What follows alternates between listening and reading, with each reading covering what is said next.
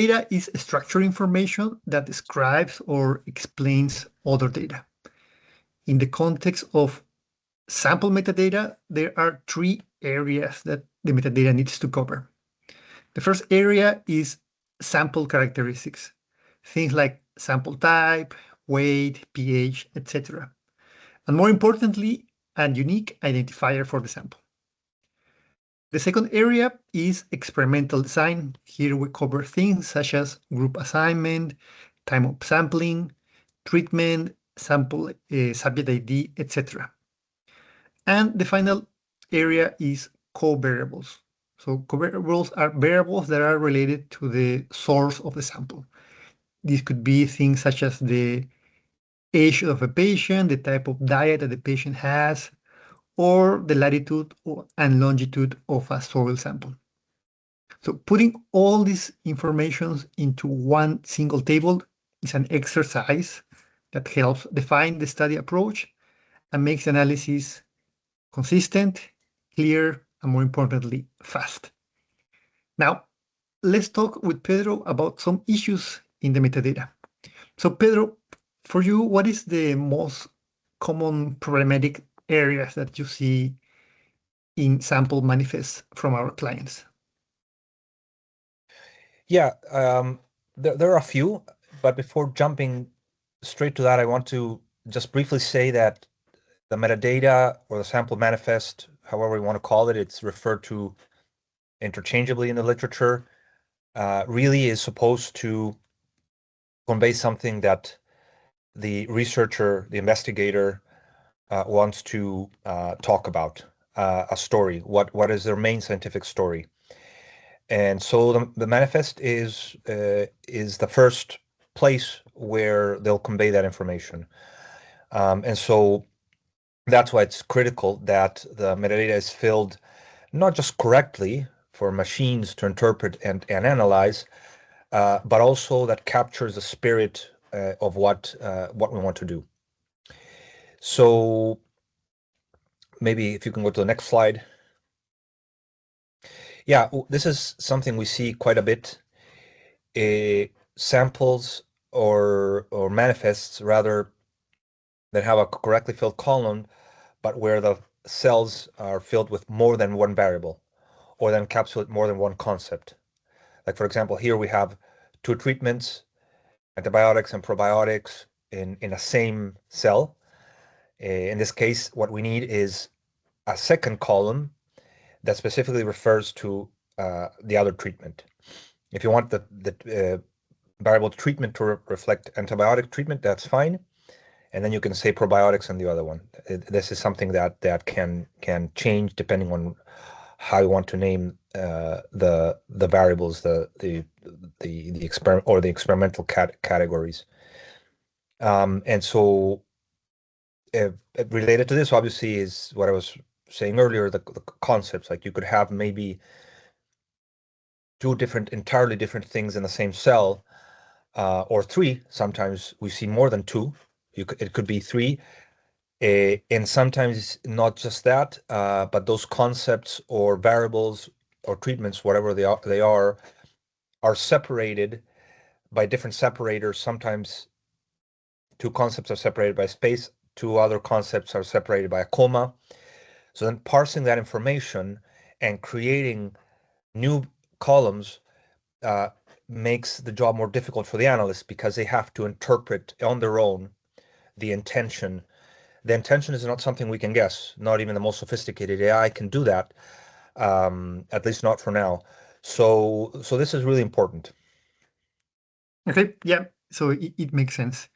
And we can also, it's easier to later create new columns using combinations of variables than sometimes doing the opposite, trying to separate one column into multiple variables, especially if we don't know what's going on.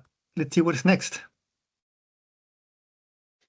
Yeah, the other fairly common thing that we see is inconsistent formats.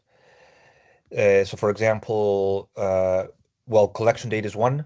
If collection date is really important and you want the date to be there, the day, month, etc., that has to be filled correctly.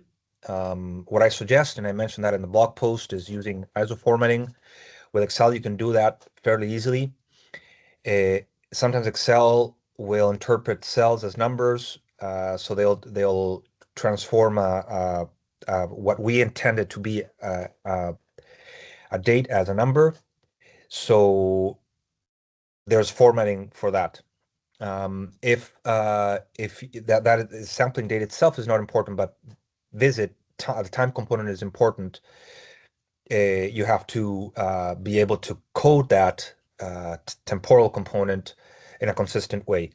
So this is actually one example here where that is filled inconsistently. So month written one way, and another way it's written with a space between the month and the word month.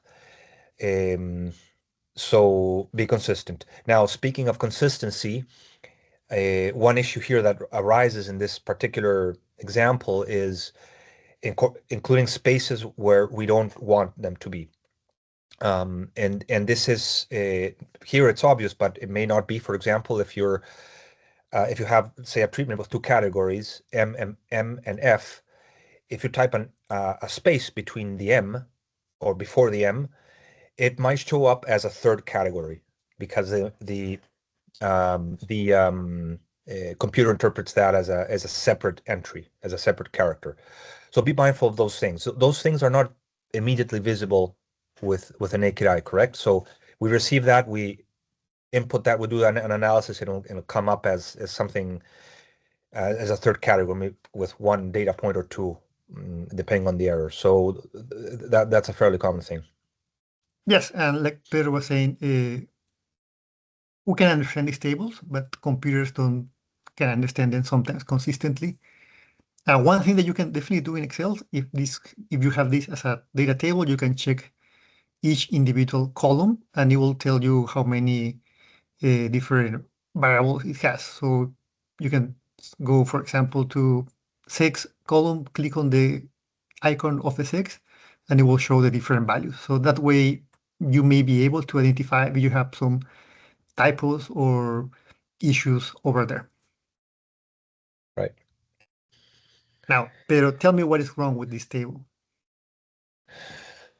Well, as the title very well synthesizes, we have both ambiguous and non-informative variables. And again, the visit is an example of that. So here, what we have is not necessarily incorrectly filled cells in the sense that they won't be interpreted correctly by the computer, but the intention, the meaning behind what these cells are saying is not consistent, is not apparent. So, for example, the visits are coded in a way that is not does not reflect intent. Yes, in this case, for example, we'll know the 6-month visit, whether if it's after the end of the treatment or is in between the baseline and the end, for example. Correct. And also here in the treatment code, for example, so here we don't know what are the treatments. So if the treatment, for example, are a combination of things, it is important for us to know. In that way, maybe we can try to discern what is the effect of one of the things that is happening in the treatment versus some of the other things. And also, when we do sometimes differential abundance analysis, it's important to know which of these treatments can be considered the baseline to make the comparison possible and create things like fault change tables. Okay. Right. So what you're saying here is that treatment A, for example, could be renamed baseline, for example, although the baseline is encoded in this particular case in the visit, but It could be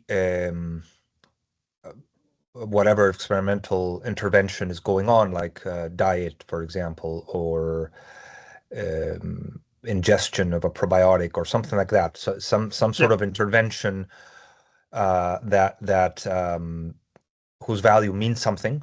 So it could be the standard of treatment, it could be a control, it could be a placebo. So these are the typical things that we usually use as a reference level to make the statistical calculations. Yes. Okay, I think these slides cover the main problems that we have seen in the past. Is anything else you want to add, Pedro? No, I just want to say that this is well, it's important to be mindful about these things. We will continue to create more content, and obviously let us know if there are questions or concerns. Perfect. Thanks. Bye, everybody. Ok. Puedes dejar de grabar.